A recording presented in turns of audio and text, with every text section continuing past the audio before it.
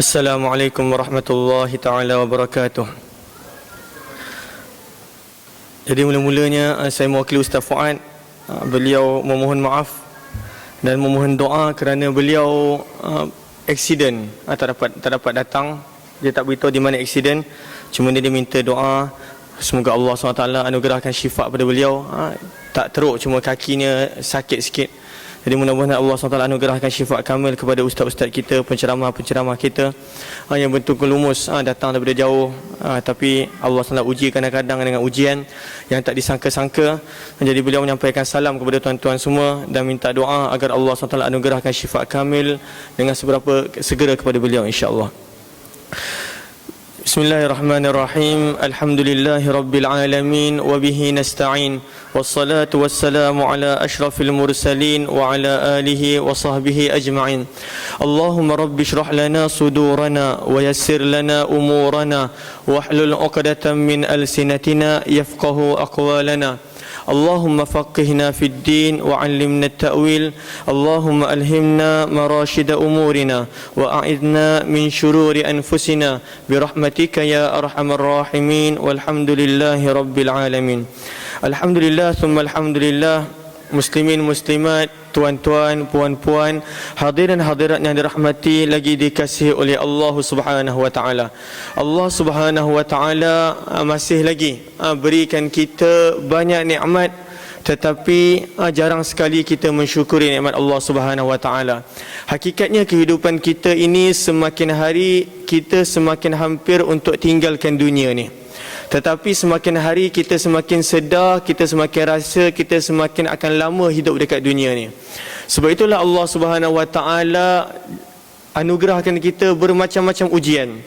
Bukan untuk Allah Subhanahu wa taala buat apa, tetapi sekadar untuk uji kita, agar apabila kita susah, kita diuji, kita ingat Allah Subhanahu wa taala. Sebab itulah apa jua yang berlaku dalam kehidupan manusia ini sebenarnya untuk dia berfikir akan nikmat Allah Subhanahu wa taala. Dalam ayat yang kita biasa dengar daripada surah Yunus, bahkan inna fi ikhtilafil laili wan nahar, dalam pertukaran langit dan siang pun, kenapa berlakunya malam, kenapa berlakunya siang.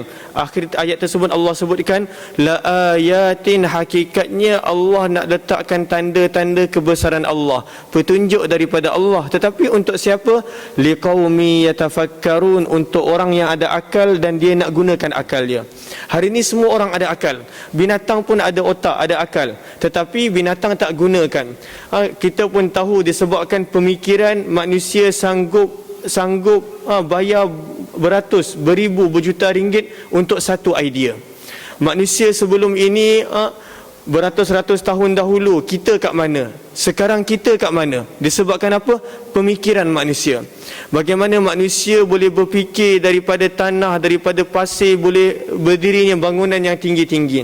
Bagaimana manusia boleh berfikir daripada besi yang kalau ikutkan logiknya campak dalam air akan tenggelam. Tapi bagaimana boleh jadi kapal, boleh jadi kapal dan boleh terapung dan boleh membawa beribu-ribu, berjuta-juta tan bersama dengan dia. Kerana apa? Pemikiran manusia.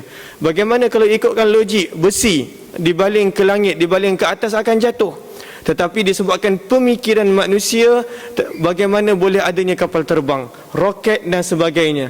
Kenapa semua ini? Hakikatnya nak tunjuk betapa pemikiran manusia ini sangat bernilai. Tetapi malangnya, sedihnya bahawa kita habiskan pemikiran kita, keringat kita, otak kita bukan dalam untuk memikirkan akan kebesaran Allah Subhanahu wa taala.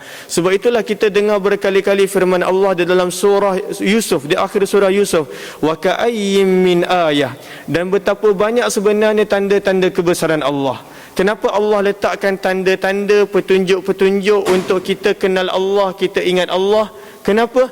Supaya kita boleh kembali pada Allah, supaya kita boleh rasa takut pada Allah, supaya kita boleh ada zikrullah. Wa ka'ayyim min ayah fis samawati wal ardi yamurruna 'alaiha. Hakikatnya kehidupan kita setiap hari kita melalui semua tanda-tanda kebesaran Allah ini. Tetapi macam mana Allah selalu sebut, wa hum anha mu'ridun. Kita langsung tak nak bagi endah akan tanda-tanda tersebut.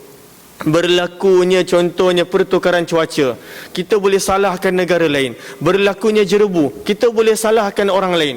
Tetapi hakikatnya semua datang daripada Allah. Tanpa izin daripada Allah takkan berlakunya jerebu. Negara ini salahkan negara lain, pihak ini salahkan pihak lain. Itu menunjukkan sebenarnya syaitan telah letakkan hijab di antara kita dan untuk nampakkan tanda-tanda kebesaran Allah.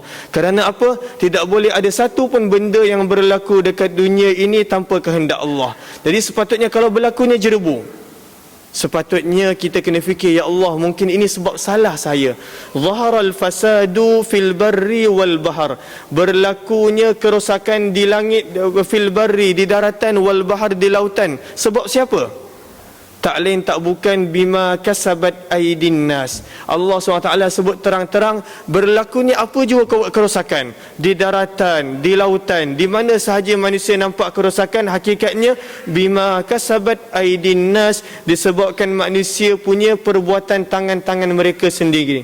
Kenapa Allah beri musibah dan sebagainya? Liyudhiqahum, hakikatnya Allah nakkan kita rasa. Rasa apa? Ba'dha, hanya sebahagian sahaja. Kalaulah nak ikutkan dengan akhlak kita, dosa kita, kelakuan kita pada Allah, bagaimana tak syukurnya kita nikmat pada Allah, macam mana hakikatnya kehidupan kita, kita pun tak tahu. Tapi Allah berfirman apa? Liyudhiqahum, aku bagi manusia ini rasa apa? Ba'dha, sebahagian kecil sahaja. Ba'dallazi amilu, daripada apa yang mereka lakukan, tak lain tak bukan untuk kita bertaubat kepada Allah Subhanahu wa taala. Sebab itulah di dalam suratul Adiyat apa firman Allah?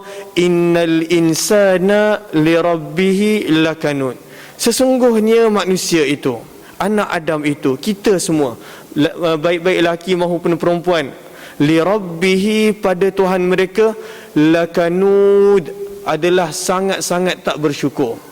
Dan itulah kita. Cuba hari ini kita muhasabah diri kita. Berapa banyak kali terkeluarnya daripada lidah kita benar-benar ucapan Alhamdulillah. Syukur betul. Setakat ucapan Alhamdulillah tu banyak kali kita sebut. Bila kita baca Al-Fatihah pun kita sebut Alhamdulillah. Tetapi kebanyakannya daripada lidah. Berapa kali dalam sehari hari ini kita nampak anak kita yang sedang periksa, Alhamdulillah dia boleh menjalani peperiksaannya. Kita boleh pergi ulang alik setiap hari bekerja tanpa musibah, Alhamdulillah. Bagaimana contohnya macam tadi kita dengar salah seorang ustaz kita aksiden. Bagaimana bila kita dengar tersebut, kita sepatutnya ucap Alhamdulillah, aku tak aksiden pun, aku elok pun.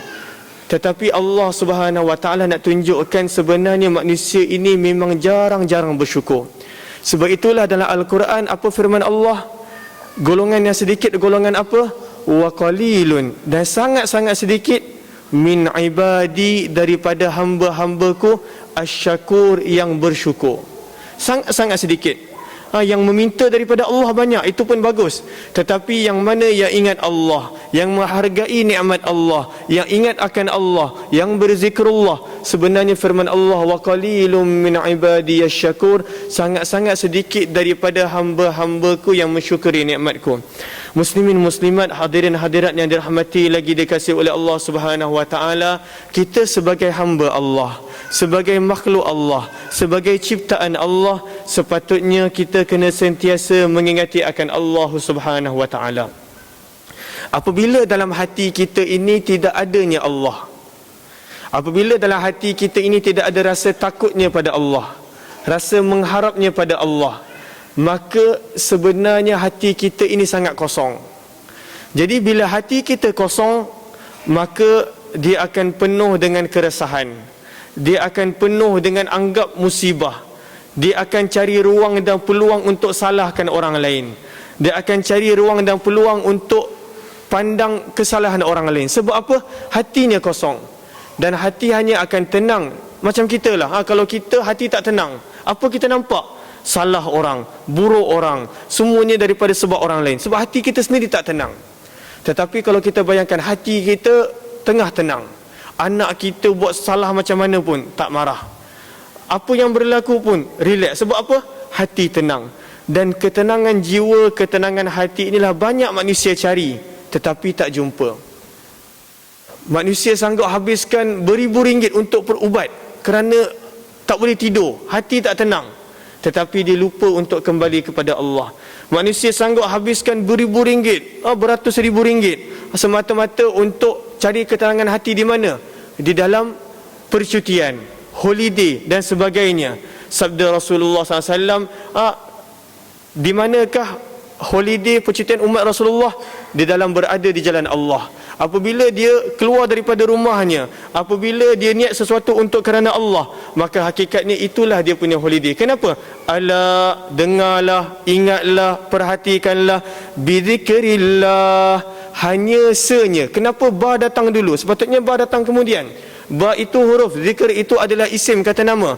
Sepatutnya huruf datang kemudian. Ala bizikrillah, Allah nak tekankan hasar, Allah nak tekankan takkid. Ala, hanya senya, bizikrillah, dengan mengingati Allah, tatmainnul qulub, hati-hati akan menjadi tenang. Tetapi kenapa hari ini hati kita tak tenang? Sebab apa? Kita jarang sekali mengingati Allah Subhanahu wa taala. Banyak akan mengingati Allah, banyak akan kembali kepada Allah.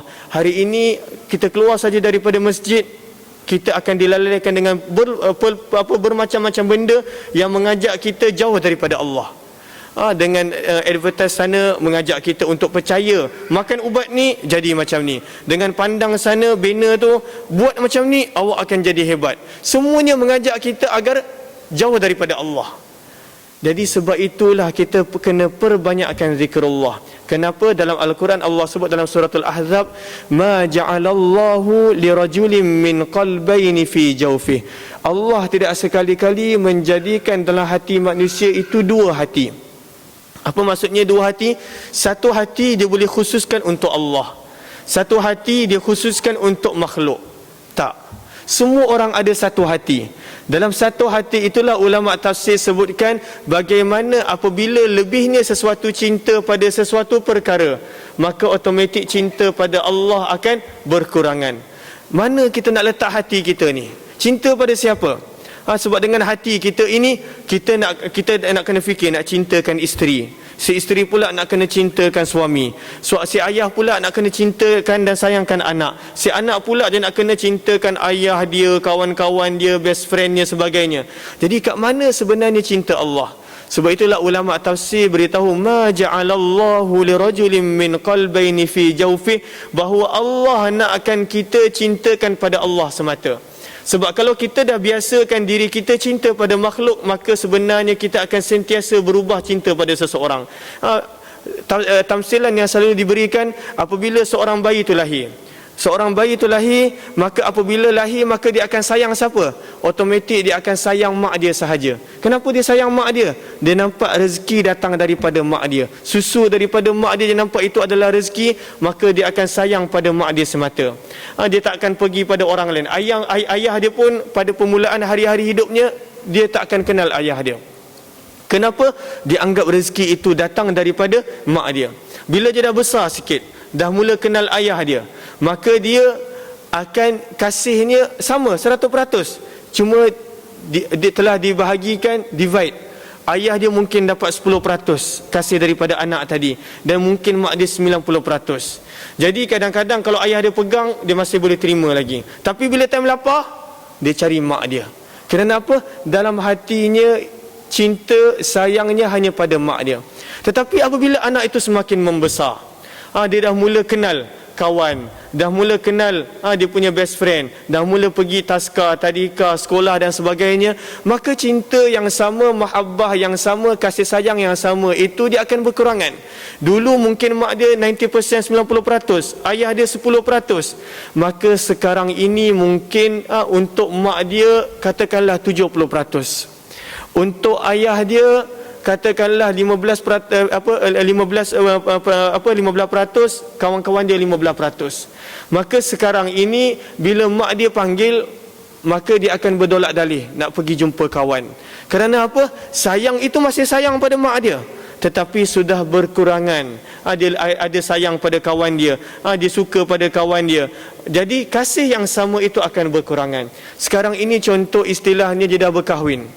Orang yang sama semakin membesar, sudah berkahwin, maka automatik kasih sayang pada ibunya yang pada permulaan hidupnya 100% akan berkurangan. Contoh, ibunya 20%, isterinya 30%, pangkatnya 10%, hartanya 10%. Dan maka bila ibunya tak diperlukan, dia tak akan cari ibu dia.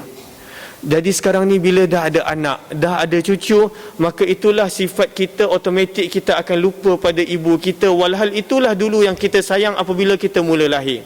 Maka Allah nak terangkan, wahai manusia, ma ja'alallahu lirajulin min qalbayni fi jawfih, dalam hati kamu, wahai manusia, hanya ada satu hati. Allah tak pernah berikan pada mana-mana manusia dua hati.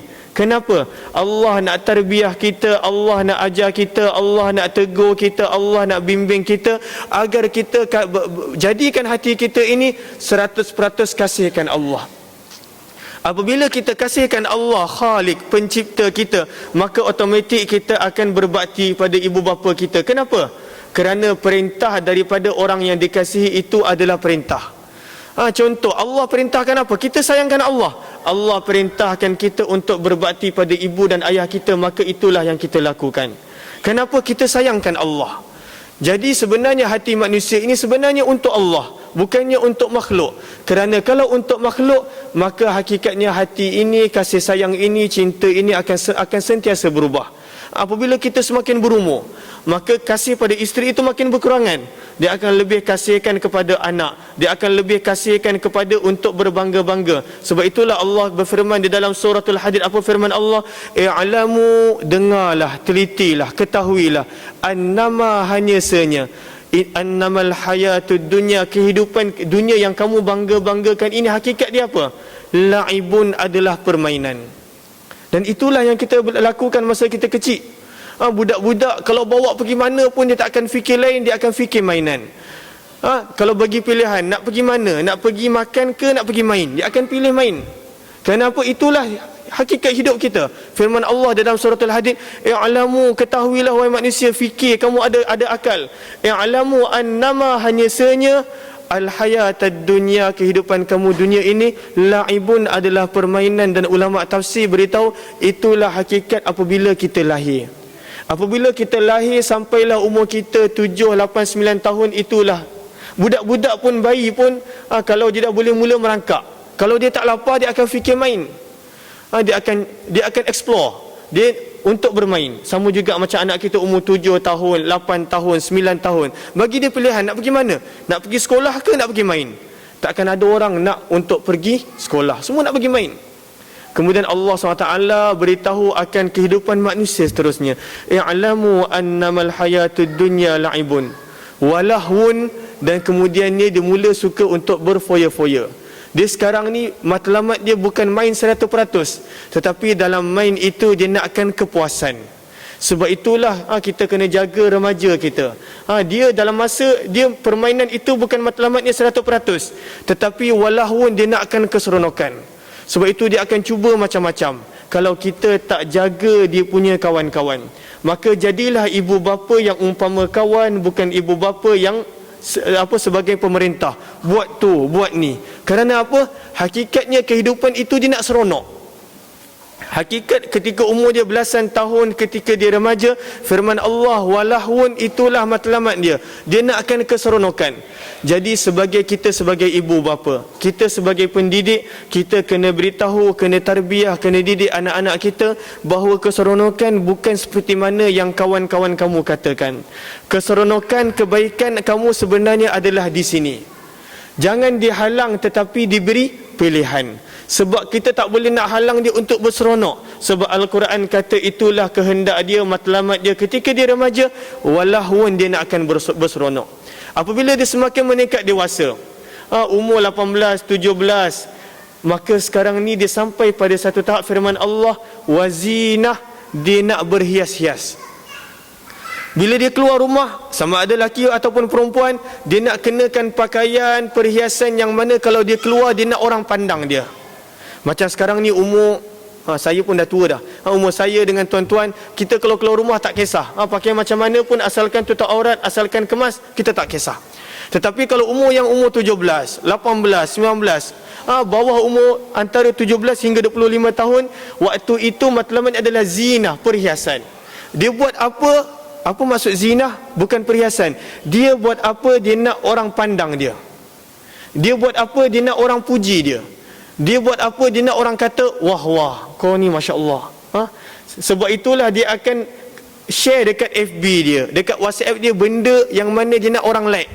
Sebab itu adalah umur yang mana Allah beritahu zina maksudnya perhiasan. Kenapa perhiasan? Sebab perhiasan adalah benda yang orang suka pandang. Jadi umur di antara 17 dan 25 tahun ini juga adalah umur yang perlu diberi perhatian. Sebab anak-anak kita, remaja kita, waktu itu apa dia buat, matlamat dia sebenarnya adalah untuk dapat perhatian daripada orang lain. Maka kemudian Allah SWT tegur lagi kita, beritahu lagi kita, kehidupan yang kamu bangga-banggakan ini, maka apa lagi seterusnya? Watafakhurum bainakum. Apabila kamu dah sampai umur 25 tahun ke atas dan bawah 40 tahun, hakikat hidup kamu apa dia? Watafakhurum bainakum, hakikatnya kamu akan saling bangga antara satu sama lain. Gaji aku banyak ni, pangkat aku di sini, rumah aku kat sini, pakai kereta ini. Watafakhurum bainakum ini adalah umur di antara 25 hingga 40 tahun. Dia takkan fikir dah untuk apa, zina, untuk orang pandang dia. Dia tak akan fikir dah untuk berfoya-foya. Dia tak akan fikir dah untuk bermain. Kenapa sekarang ni watafakhur, firman Allah, umur untuk dia berbangga-bangga. Maka masing-masing saling berkejaran antara satu sama lain. Dia tengok kawan dia buat kerja extra time, dia pun nak buat. Kerana apa? Saling-saling untuk berlumba-lumba untuk apa? Lebih banyak daripada yang lain. Maka untuk umur ini juga kita perlu tegur anak-anak kita agar mereka berlumba-lumba bukannya dalam benda dunia. Agar mereka bukan berlumba-lumba untuk pangkat. Agar mereka jangan berlumba-lumba untuk benda yang sementara. Tetapi kita beri alternatif, beri pilihan agar anak-anak kita dalam umur yang begini, mereka berlumba-lumba untuk akhirat. Sebab itulah dalam hadis sabda Rasulullah SAW, antara 7 orang yang mana Allah sangat hargai mereka pada hari kiamat kelak, siapa dia? Yang mana Allah akan letakkan mereka di bawah naungan aras dia, siapa? Antara 7 golongan tadi adalah siapa? Pemuda yang mana dia saling mengingati Allah. Dia kuat beribadah kepada Allah. Kenapa? Umur muda ini hakikatnya kebanyakan waktunya manusia ini lalai. Dia saling berbangga. Apabila nak berbangga, dia mesti berusaha. Apabila nak berusaha, dia mesti akan korbankan sesuatu. Sama ada nak dunia, maka dia akan korbankan agama dia. Sama ada nak pangkat, maka dia akan korbankan solat dia. Sama ada nak harta, maka dia akan korbankan rumah Allah, masjid. Kerana apa? Watafakhur, dan untuk berbangga dia perlukan pengorbanan.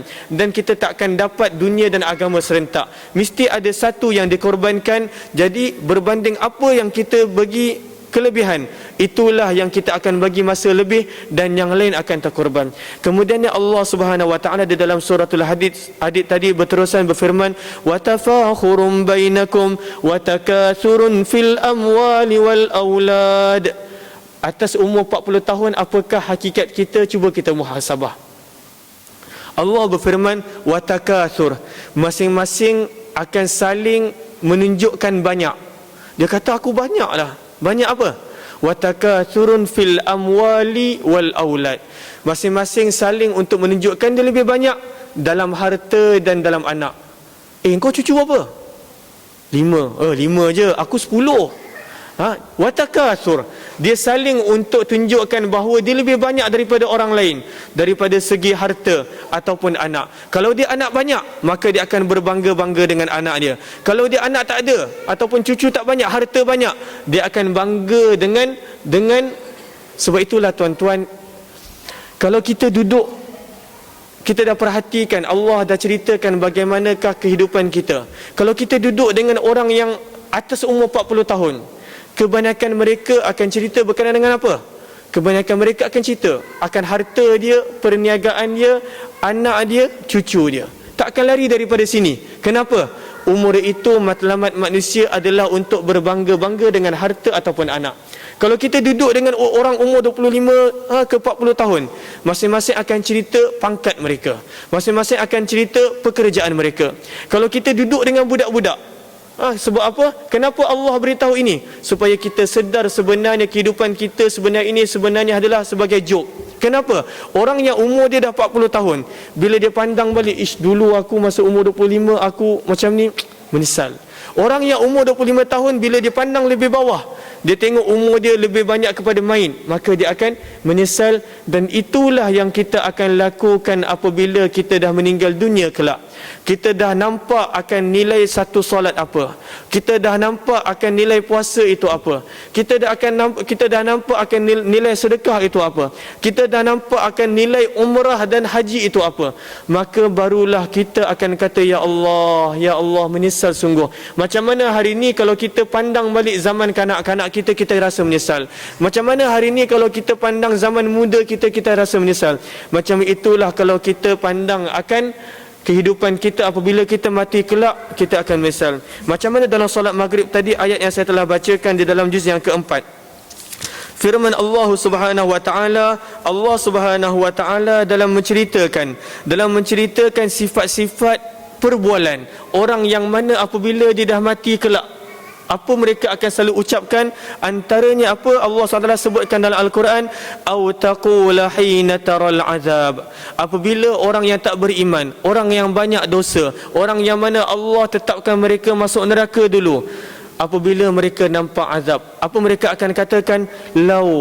Alangkah baiknya, masing-masing tamanna, alangkah baiknya annali karrah fa akuna minal muhsinin, yang mana terjemahnya, lau anna li karrah, sekiranya Allah memberi petunjuk kepadaku, sekiranya Allah menjadikan aku, memberi aku peluang, karrah, untuk balik ke dunia. Kenapa? Fa akuna minal muhsinin, supaya kalau aku dapat peluang untuk balik ke dunia, fa akuna, pasti aku akan buat baik.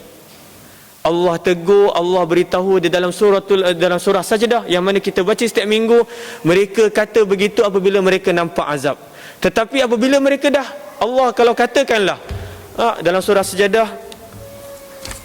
Sajdah, saya tak ingat ayat berapa. Hafal tu hafal, tapi ayat tak hafal. Belum sampai tahap begitu lagi. Tak macam sebahagian daripada para hufaz kita, para hafiz kita daripada India, Pakistan, Masya Allah, sebab mereka bagi 100% untuk hafal Al-Quran. Ada kawan saya semasa saya belajar dekat Afrika Selatan, dekat South Africa, dia antara yang habis 7 tahun, kos kami 7 tahun dalam bidang agama. Dia yang paling awal, paling muda habis. Dia habiskan kos 7 tahun ketika umur 13 tahun. 13 tahun dia habis. Dan dia boleh baca Al-Quran terbalik. Itu bukan nak katakan baca Al-Quran terbalik ni satu benda yang dibanggakan. Nak tunjukkan betapa kuatnya hafalan dia, betapa banyaknya masa dibagi untuk baca Al-Quran tu, sampai dia boleh baca kalau Al-Fatihah tu daripada belakang. Bukan nak katakan baca Al-Fatihah daripada belakang tu dapat pahala, tak. Nak tunjukkan betapa kuatnya hafalan dia, betapa banyaknya pengorbanan dia bagi untuk hafal Al-Quran tu. Dia boleh baca bukan sekadar Al-Fatihah, semua surah 30 juz daripada belakang. Dan dia boleh beritahu ayat apa, muka surat apa. Tapi masing-masing menjada wajada, barang siapa yang usaha lebih maka dia akan dapat lebih, tetapi barang siapa yang usahanya kurang maka dia tak akan dapat lebih. Maka dalam surah Sajadah Allah Subhanahu wa taala telah berfirman, yang mana Allah Subhanahu wa taala telah tegur akan sebahagian orang yang mana apabila mereka nampak azab, walau tara idzil mujrimun, dan apabila engkau melihat akan orang-orang yang telah melakukan dosa, nakisu ru'usihim, dalam keadaan mereka menundukkan kepala dalam penuh penyesalan, sambil berkata, Rabbana, wahai Tuhan kami, absarna, kami dah melihat azab ini ya Allah, wa sami'na, dan kami dah dengar dah jeritan ahli neraka, kami tak sanggup untuk masuk neraka, farji'na, maka kembalikanlah kami ke dunia, na'mal salihah, kami nak buat baik, inna muqinun, pasti kami dah yakin akan apa yang benar, apa yang salah. Kami dah yakin janji engkau benar ya Allah, syaitan itu salah. Maka Allah Subhanahu wa taala berfirman dalam ayat yang lain bahawa mereka ini berkata begitu sebab mereka nampak azab. Macam mana kita selalulah Kalau contohnya kita masa tsunami berlaku tu kita ada, apa yang kita akan selalu ungkapkan? Ya Allah, kalau engkau selamatkan aku daripada ni, pasti dan pasti aku takkan buat lagi dah. Tetapi cuba bayangkan lepas 5 tahun. Ataupun apa ujian yang Allah uji kita? Ujian kesusahan.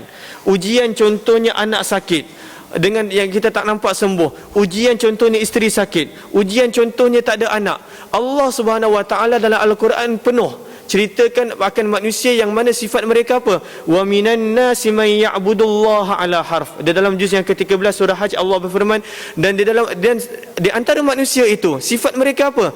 May ya'budullaha ala harf. Dia apabila dia sembah Allah, dia taat Allah ala harfin, di satu penjuru, dekat hujung-hujung aja. Fa in asabahu khair, kalau Allah uji mereka dengan kebaikan, itma'an nabi, dia akan berterusan ibadah sembah Allah. Wa in asabathu fitnah, kalau Allah uji dia dengan ujian sedikit, kesusahan, sakit dan sebagainya, in qalaba ala wajhi, langsung dia tinggalkan Allah, dia lupa Allah. Firman Allah apa? Khasirat dunya wal akhirah. Orang sebegini kami tak nak. Dunia pun dirugi, apatah lagi di akhirat. Maka sebab itulah tuan-tuan yang dirahmati lagi dikasihi oleh Allah Subhanahu Wa Taala, kenapa saya sebutkan semua ini tingkatan kehidupan kita? Kerana sebenarnya apabila kita dah meninggal dunia kelak, apabila kita dah nampak azab Allah, maka barulah kita menyesal akan setiap saat yang berlalu tanpa zikrullah. Sebab itulah dalam hadis sabda Rasulullah SAW, apabila ahli syurga, bukan ahli neraka, ahli syurga, apabila dia dah masuk dalam syurga, dia masih ada menyesal. Kenapa dia menyesal? Sebabnya berlalunya satu saat, satu waktu yang mana walaupun dia dah masuk syurga, tetapi waktu yang apabila dia berada di dunia, dia lalai daripada mengingati Allah, dia lalai daripada untuk buat baik. Macam mana pada tengah hari tadi kita dengar daripada Ustaz Hazri, orang yang cerdik, orang yang bukan banyak ibadahnya, tetapi orang yang cerdik adalah orang yang banyak niat dia. Kita kadang-kadang contohnya nak sedekah RM1, nak sedekah RM1 ke RM10, tapi kalau kita niat untuk sedekah semata, kita dapat 1 pahala. Tetapi kalau dengan niat kita sedekah tadi, ya Allah, mungkin insya-Allah dengan RM10 ini pihak masjid boleh bayar penceramah, dapat 1 pahala. Pihak masjid boleh bayar bil api, 2 pahala. Pihak masjid boleh bayar bil air, 3 pahala. Pihak masjid boleh bantu anak-anak yatim, 4 pahala. Dengan satu amalan boleh dapat banyak pahala. Sebab itulah sabda Rasulullah SAW, dan hadis ini sangat ditekan beratkan oleh banyak ulama-ulama hadis. Apa dia? Innamal a'malu, hanya senya amalan manusia itu apa dia? Niat, jamak, plural, berdasarkan niat-niat mereka. Kenapa? Satu amalan boleh dapat banyak niat, tetapi hari ini syaitan telah hijabkan kita, dia langsung lalaikan kita untuk berniat. Kita boleh tidur nanti waktu malam, tetapi kita tidur satu hari minimum 8 jam. Apakah niat kita waktu tidur? Apa kita niat waktu tidur? Mimpi. Niat apa kita tidur? Kadang-kadang kita lupa nak baca doa. Sabda Rasulullah SAW, barang siapa yang ketika dia tidur, dalam hadis Bukhari dan Muslim, barang siapa yang ketika dia tidur, dia ada niat untuk bangun tahajud, dan kemudiannya Allah tak takdirkan dia untuk bangun, maka dia akan dapat pahala tahajud tadi. Ini sebagai satu contoh. Rasulullah nak ajar kita apa?